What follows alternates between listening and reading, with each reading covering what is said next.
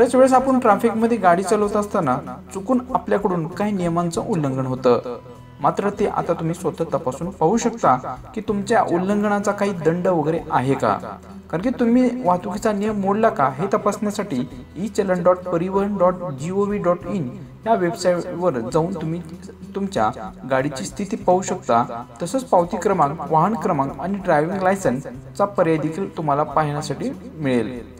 विचारलेली आवश्यक ती माहिती भरा आणि गेट डिटेल्स वर क्लिक करा।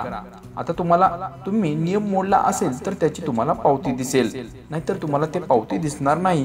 किंवा जर तुम्ही त्यामध्ये काही नियमांचं उल्लंघन केलंच नसेल तर दिलेला बॉक्स मात्र तो रिकामाच दिसेल।